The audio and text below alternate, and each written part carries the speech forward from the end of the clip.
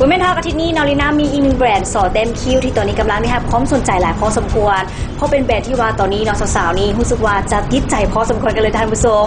และตอนนี้ลีน่าเองนางยงข้างกับเจ้าของผลิตภัณฑ์และผู้สมไซกันแล้วสบายดีค่ะเจ้าเด็กก่อนอื่นเมื่อจะให้สองสาวแนะนำตนเองกับทางรายการก่อนสวัสดีค่ะสุรศาสตร์พดุงขันธ์นะคะหรือทุกคนเรียกว่ามะเหมี่ยวค่ะ CEO แบรนด์มาชมค่ะสบายดีสุดาเดิมเป็นผู้ใช้จริงจะบอกต่อสาวๆในวันนี้เนาะก็คือเจ้าของแบรนด์คือสาวมะเหมี่ยวนั่นเองเนาะเป็นเจ้าของผลิตภัณฑ์โซเต็มคิวมาสมเป็นบอมาสมนี่เป็นมาสมมาเบิ่งเป็นบอประมาณนี้มาชมมาดูสวยมางามน้ำกันเนาะนั่นก็คือสาวสุดานั่นเองเนาะที่หลายคนนี่รู้จักกันดีซึ่งว่าเป็นคนในวงการบันเทิงเราเฮานี่แหละเนาะที่ว่าตอนนี้กำลังแบบว่ามีผลงานหลายอย่างกันเลยซึ่งวันนี้มื้อนี้นี่สาวสุดานี่ก็จะมีเคล็ดลับในการมาบอกต่อให้กับสาวๆนั่นคือการเต็มคิวงามๆแต่ก้นอึดมดเนาะจะบอกเกี่ยวกับผลงานกันก่อนในตอนนี้เพิ่งมีผลงานอย่างแน่คือตอนนี้ก็ถ่ายหนังถ่ายกันแล้วไปเนาะเรื่องเสียงสุดท้ายคนได้ติดตามเขาส่งเพราะว่าถ่ายกันตั้งแต่เศร้าจนคนแรงแบบข้ามมือกันเลยเพื่อให้ทุกคนได้ทำส่งสิ่งดีๆของนี่อาจจะเป็นหนังเล้าหนังทำเลยแบบโปรดักชั่นใหญ่ที่สุดซึ่งว่าเป็นแฟนที่ว่ากำลังติดตามในตอนนี้นี่จะติดตามได้ประมาณเดือนใดน่าจะเป็นเดือนเก้าเนี่ยไวๆไวๆนี่เนาะเจ้าและสำหรับการแบ่งเวลาเด็กเขามีการแบ่งเวลาแล้วใดแน่รู้สึกว่าเวียกคนนี้หลายพอสมควรหลายสุดแบบบางทีเราไม่ได้รับได้นอนเลยแต่ว่ามันจะมีบางมื้อที่เขาได้พักคือเขาต้องนอนทดแทนมื้อที่เขาไม่ได้นอนนั่นเองแต่ว่าคือสำคัญของสุดาคือเป็นต้องออกกำลังกายมื้อละ15-20 นาทีหรือว่าบางมื้อบ่มีแท้ๆกับประมาณ50 นาทีคือจังไหนต้องได้ออกกำลังกายเพราะว่าเวลาที่เขาไปเห็นเรียนไปบนสันเขาสิเหงานอนแบบบางทีเป็นลมเป็นแรงไปสิงคโปร์ได้เนาะของไทยเขาท่าเขายังบ่ได้เจ้าแล้วสำหรับเคล็ดลับที่ว่าเฮ็ดให้เฮารู้สึกว่าเฟรชตลอดเวลาที่ว่าเฮามีเวียกหลายแบบนี้เฮามีเคล็ดลับอีหยังแน่ที่ว่าแบบสาวๆแบบว่าฟังแล้วอยากจะแบบไปใส่ประมาณนี้วันนี้มาจนเลยเคล็ดลับสุดาแนวแม่แล้วอุ๊ยเป็นการดีเลยเพราะว่าเป็นคลับที่ว่ากำลังที่ตามชมในตอนนี้นี่รู้สึกว่าแบบต้องแบบเอาสอบมาจนแล้วคือ1คือต้องดื่มน้ำหลายๆแล้วกันคือ1ต้องเป็นการออกกำลังกายในสำคัญคือการออกกำลังกายถ้าเฮามีได้กินแล้วก็นอนแบบนี้ทางกายบ่ได้แบบสิว่าจะไหนเผาผลาญพลังงานที่ได้1คือตุ้ยส่งมาได้สุขภาพแข็งแรงนั่นเองให้เขาแบบทางกายเป็นลมเป็นแรงง่ายบ่แบบตื่นขึ้นมาแล้ววินแบบนี้เนี่ยคือทางกายเขาต้องการออกกำลังกายออกเฮงนิดนึงจะให้สุขภาพของเขาแข็งแรงถือว่าได้มีการแบบว่าเผาผลาญได้มีการแบบว่าเบิ้ลในโตเนาะมุกแปลกใจเลยเป็นอย่างเนาะเห็นสุดายังแต่รู้สึกว่าจะแบบหุ่นนี่งามแบบตลอดเวลาแล้วก็แบบบุ้งรู้สึกว่าแบบสุดาตุ้ยจักเทื่อเลยมีโมเมนต์ตุ้ยอยู่ไหนแต่บ่ตุ้ยจักเทื่อเนาะก็ถือว่าเพิ่นมีเคล็ดลับคือการออกกำลังกายเดี๋ยวมาทำสาวมะเหมี่ยวกันแน่เป็นแนวใดเฮามีเคล็ดลับในการรักษาสุขภาพแนวใดก็อย่างแรกเลยต้องออกกำลังกายค่ะเป็นสิ่งสำคัญมากๆสำหรับผู้หญิงเราเนาะแล้วก็พักผ่อนให้เพียงพอแต่เวลาแบบทำงานมากๆอย่างเงี้ยก็ไม่ค่อยมีเวลาพักผ่อนใช่ไหมคะก็หาเวลาว่างก็จะพักผ่อน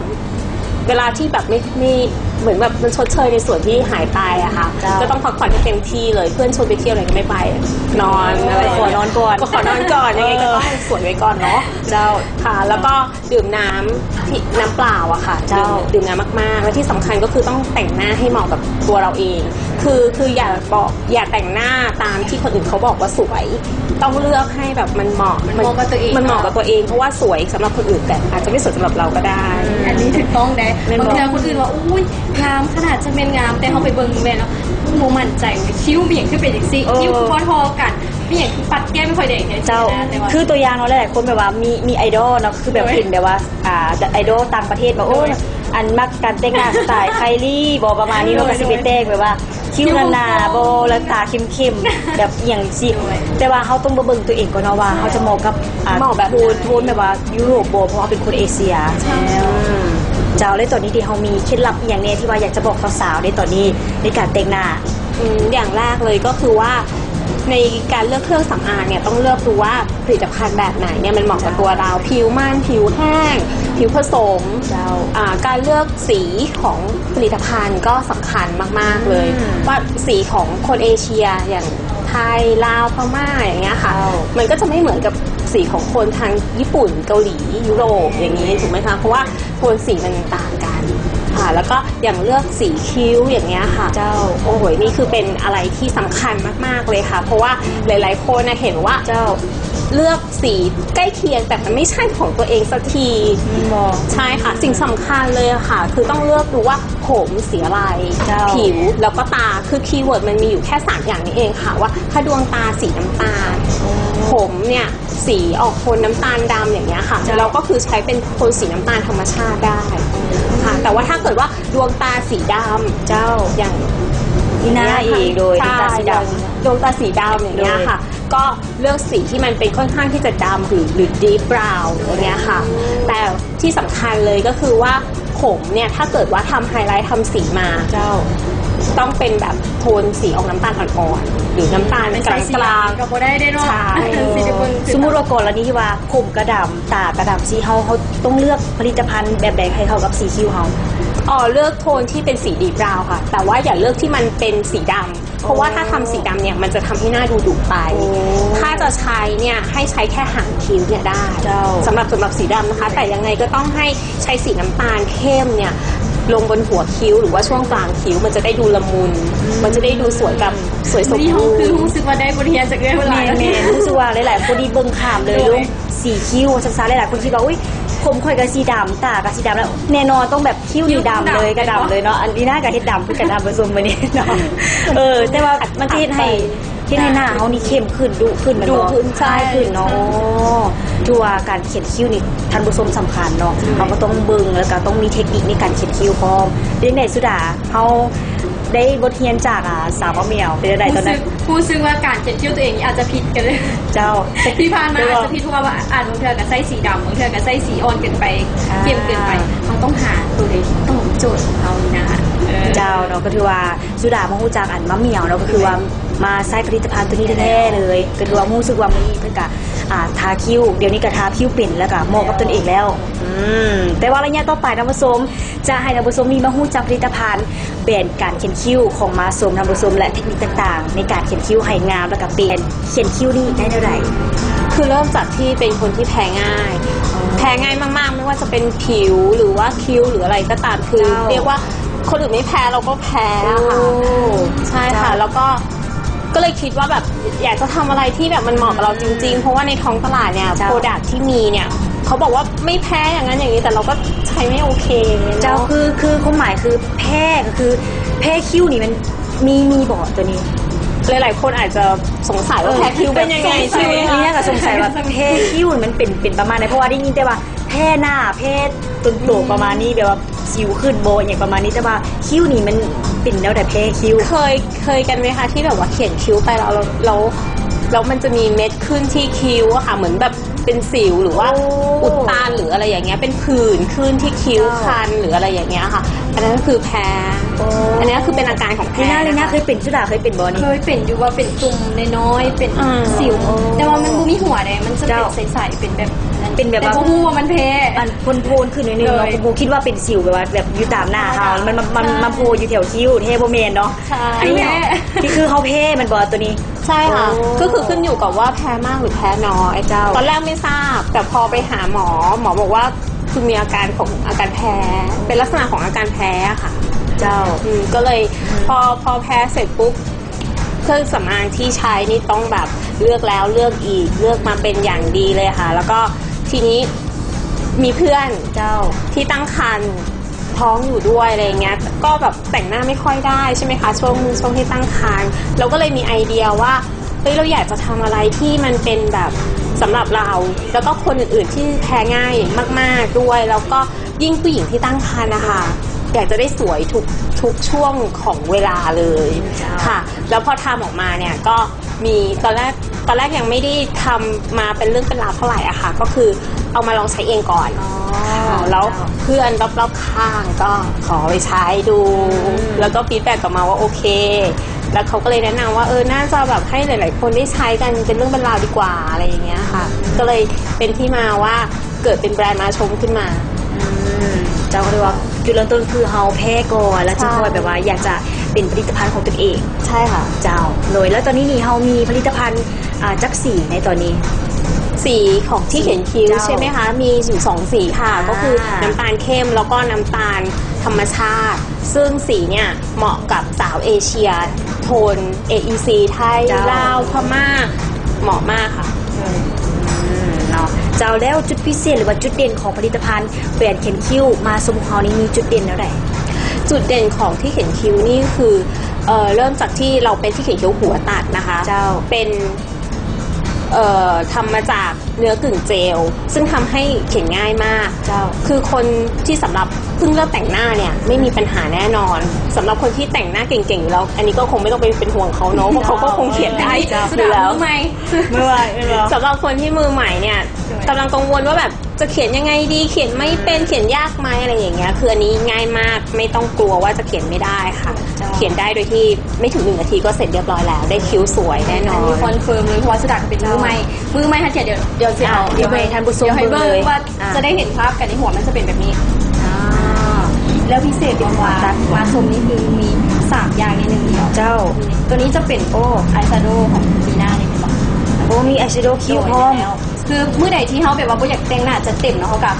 ทาเขียนขอบก่อนเนาะตอนนี้ต้องเขียนขอบปุ๊บแล้วก็เอาอายแชโดว์ทาปุ๊บแล้วก็แบ่งปัดก็คือจบแล้วแม่นคือได้เป็นคอนเฟิร์มมา1 นาทีอันนี้สุดาเสือหัวสุดามือใหม่ก็ยังบ่ฮอดนาทีค่ะมืออาชีพนี่แห้งสบายเลย เจ้าคือที่ว่าอันนี้เป็นอายแชโดว์ ใช่ คือที่ว่าอันนี้เขาทาหลังก่อนทาคิ้วบ่หรือว่าเขาทาก่อนเต็มคิ้ว คือทาหลังจากที่เขียนดินสอ อ๋อ ไปแล้วค่ะเขียนโครงขึ้นมาแล้วปุ๊บ เจ้า ตัวนี้เขียนโค้ง ซูให้ท่านผู้ชมมึงแล้วนะนี่โอ้หัวของมันจะเป็นหัวตัดลง หัว มา ตัดเข้ากับทรงคิ้วของคนผู้หญิงเราอะค่ะ ที่ว่าเป็นคล้ายๆว่าเฮ็ดให้สาวๆเขียนคิ้วได้ง่ายขึ้น ใช่ เพราะว่าลีน่าสังเกตว่าส่วนหลายโซเต็มคิ้วทั่วๆไปมันจะเป็นแบบว่าหัวซื่อเลยหัวแหลมๆใช่ไหมเลยโอ้แต่ตัวนี้มันพิเศษก็คือมันเฮ็ดให้แต้มง่ายขึ้นเหมือนบอกอันนี้ ใช่ค่ะ ยังบ่พอดีนะ เจ้าไปจะ กันน้ำกันเทีย ปูกันน้ำกันเฮาได้พร้อม มื้อไหนที่แบบว่า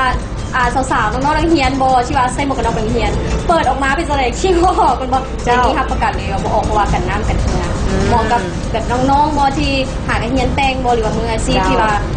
เป็นมืออาชีพแบบพวกใส่แต่งหน้าอย่างแบบนี้นะคือใช้ได้อยู่แล้วเหมาะสำหรับมือใหม่แล้วก็มืออาชีพ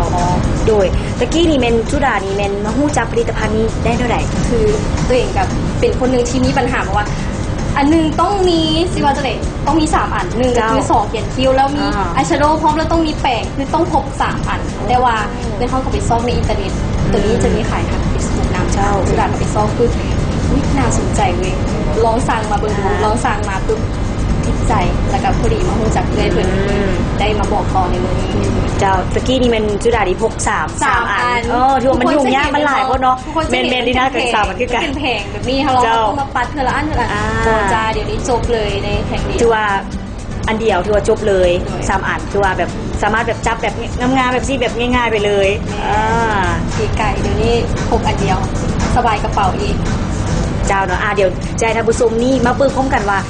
เวลาเขาทาแล้วมันจะเป็นประมาณใดเนื้อขอ ตัว งมัน นี้จะเป็นเนื้อกึ่งเจลเนาะเวลาไส้มันจะบุเป็นก้อนแล้วมันจะทาง่ายเดี๋ยวสุดาจะเทสี สีสุดานี่มันสีอย่าง ตัวนี้จะเป็นน้ำตาลธรรมชาติเลยมั้ง ใช่ค่ะเบอร์01เป็นน้ำตาลธรรมชาติ ให้สุดาทิดก่อน สุดามาสีเวลามันไส้แล้วมันคือแบบคิ้วของเขาเป็นธรรมชาติ เดี๋ยวลีน่าจะลองเทสของลีน่าเนาะคืออันนี้เป็นสีดำบอนี่ เบอร์สีดีบราวน์ค่ะเบอร์ สีบราวน์ออกไปแล้วไหนน้ำตาลเข้ม น้ำตาลเข้ม น้ำตาลเข้มนี่เนาะลีน่าจะลองเทสเนาะว่าเนื้อเวลาเขาทานี่เป็นประมาณไหน ค่ะ นี่โอ้ใกล้ๆก่อนโอ้ทำลีน่ารู้สึกว่าเวลาทาเนาะจะเป็นแบบว่าออกแนวฝุ่นๆนิดนึงมันบอกอันนี้จะออกแนวแบบว่าเกิงฝุ่นบ่คล้ายๆว่าเกิงฝุ่นที่ว่าเขาเอามาเป็นแผงแล้วเขามาทานะแต่ว่าตัวนี้สามารถอยู่ในเล็บแท่งเดียวโอ้ ลองตัวเป็นอายแชโดว์ตัวนี้ไล่ด่างก็ได้โอ้สามารถไล่ด่างได้ ไล่ด่างเนื้อมันจะบุเค็มจนเกินไปมันทาแล้วมันจะเป็นธรรมชาติเวลาบุกคิ้วของเขาเนาะบุกคิ้วแล้วก็ด่างก็สามารถใส่ตัวเดียวนี้ได้เลย โอ้รู้สึกว่าลีน่าเวลาทาตัวอายแชโดว์จะเป็นสีที่ว่าแบบว่าเวลาเขาทาปุ๊บมันจะแบบโบเฮ็ดให้เป็นแบบว่าดำจนเกินไปเพราะมันจะออกเป็นแบบเมนมันจะออกแบบทาแบบว่าค่อยๆออกมันบอกค่อยๆออก มันจะแบบโมเมนต์แบบทาปุ๊บระดำออกเลยแบบโบดำเข้มแต่ว่าอันนี่จะออกแบบว่าค่อยๆแบบ เนื้อมันจะเป็นคนแบบธรรมชาติสมูทมันจะสมูทเวลาที่เอาทาปุ๊บนี่มันจะบ่เป็นทอน อันนี้คือคอนเฟิร์มเลย ชื่อว่าตัวนี้สุดากระทาอยู่เป็นบ่ แม่น คิว แล้ว โอ้ชื่อว่าส่งสาววันนี้คิวจะเปย์เนาะ ส่งสาววันนี้คิว วันนี้หน้าแบบ เป๊ะ โปเป๊ะ ใจ บันไดเนาะเจ้าวันนี้จะทดลองให้ท่านผู้ชมเบิ่งบ่ได้ อ่าลองเดี๋ยวให้ ลอง เดี๋ยว แท้ว่า เสื้อ สิบ่เสื้อว่าแบบสุดาทาแท้แล้วก็ใส่แท้เดี๋ยวสิให้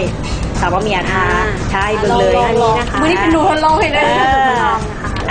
เนี่ยค่ะก็คือหัวตัดอย่างเงี้ยเขียนง่ายมากก็คือปาดไปตามโค้งคิ้วเนี่ยค่ะอย่างเงี้ยเนี่ยค่ะวาดไปตามโค้งคิ้วได้เลย อันนี้น้องสุดาเขามีแต่งมาอยู่แล้วก็เลยอาจจะไม่เห็นความแตกต่างค่ะเนี่ยค่ะเขียนไปตามโค้งคิ้วอย่างนี้ได้เลยแล้วก็อายแชโดว์แบบฝุ่นที่มีอยู่นะคะก็คือ หมักสุดามัก ก็คือข้างในเนี่ยมันอัดด้วยอายแชโดว์แบบฝุ่นอยู่ข้างในนะคะ ไม่ใช่แบบมีแค่ตรงนี้ โบย่านตรงเราเฮียลงโบเฮียมันจะ ถ้าแค่ปิดแล้วก็เปิดมามันก็ติดขึ้นมาแล้ว จ้า ค่ะแล้วก็ลงเนี่ยค่ะนี่ลงปัดให้แบบละมุนขึ้นแล้วก็หลังจากที่ทาคิ้วแล้วใช่ไหมคะก็นี่ค่ะมีแปรงปัดอยู่ในตัวด้วยทำให้มันไม่เป็น 3 in 1ท่านผู้ชม เนี่ยค่ะแล้วก็ปัดไปแล้วที่มากกว่านี้ที่เราให้คุณมากกว่านี้ค่ะคุ้มค่ามากๆเลยว่าด้วยความที่มีอายแชโดว์แบบฝุ่นในตัวใช่ไหมคะสามารถเอาไปทาตาได้ ทาเปลือกตา ทาเปลือกตาได้เป็นแบบลุค everyday look ก็ได้คือแบบง่ายมากแบบคนมือใหม่หัดแต่งหน้าค่ะก็คือเหมาะมากเลยแบบอันนี้คือน้องเขาก็ลงมาแล้วนะแบบคัดเบ้า โอ้ถือว่าแท่งเดียวนี่รู้สึกว่าทาได้หลายอันเลยบ่ว่าจะเป็นไฮไลท์ด่างเดย์แล้วก็เป็นอายแชโดว์ตาเดย์ได้เลยโอ้ แล้วก็เป็นอายแชโดว์ขอบตาล่างอย่างเงี้ย เจ้าถือว่าสามารถทาได้ ด้วยความที่มันเป็นสปอนเป็นฟองน้ำหัวแหลมๆอย่างนี้ด้วยก็ทำให้ง่ายขึ้น เจ้าเนาะเนี่ยค่ะ นี่ เราก็เลย เนาะ แบบว่าทำให้แบบต้องพิถีพิถันในการคัดเลือกผลิตภัณฑ์เป็นพิเศษว่าต้องปลอดภัย เจ้า แล้วก็ใช้งานง่ายแล้วก็คุ้มค่าคุ้มราคามากๆด้วยค่ะ เจ้าเนาะซึ่งว่าตอนนี้สาวๆสนใจแล้วแหละเนาะว่าโอ้ยอยากจะลองไส้อยากจะงามเพื่อแบบว่าสาวสุดาดีแบบนี้นี่จะสามารถสั่งซื้อได้อยู่ใส่เดย์ในตอนนี้ ตอนนี้นะคะสามารถสั่งซื้อได้ที่ใน Facebook นะคะหรือว่าตัวแทนจำหน่ายทั่วประเทศสปป.ลาวเลย แล้วก็มีขายอยู่ที่ร้าน King Natural ชั้น 1 ห้างไฮเทคค่ะ เจ้านะแล้วสุดท้ายนี่อยากให้สาวสุดาฝากถึงผลงานท่านผู้ชมกันแน่ โดยสุดากาของฝากผลงานเนาะคือเสียงสุดท้ายอยากให้คนลาวเนาะสนับสนุนหนังลาวแล้วก็ไปเบิ่งกันหลายๆเด้อ เจ้าแล้วก็ให้สาวมะเมียเนาะฝากถึงผลิตภัณฑ์ดีๆแบบนี้กับท่านผู้ชมกันแน่ ตอนนี้นะคะแบรนด์มาชมเปิดรับตัวแทนจำหน่ายทั่วทุกแขวงของสปป.ลาวเลยค่ะสำหรับผู้ที่ต้องการมีรายได้เสริมนะคะสามารถสมัครเข้ามาเป็นตัวแทนจำหน่ายได้สินค้าเราการตลาดจัดหนักจัดเต็มแน่นอน แล้วก็ราคาคุ้มค่าไม่แพงแล้วก็เป็นสิ่งที่ทุกคนต้องใช้มารวยมาสวยมาปังกันค่ะ เจ้าและสุดาดินี่ยังฝากท่านผู้ชม คือสุดาอยากฝากผลิตภัณฑ์มาส่งไว้เนาะผู้ใดอยากนี้คิวเป๊ะคิวปังหรือว่าน้องใหม่หรือว่ามืออาชีพเนาะก็สามารถใช้ได้รับประกันว่าใช้ดี100% อย่าลืมกันเนาะสาวๆที่ว่าอยากจะได้คิวเปะคิวงามแบบนี้เนาะสามารถที่จะลองไปใช้กันได้เนาะและมาตอนนี้ก็ต้องขอบใจทั้งสองสาวหลายๆ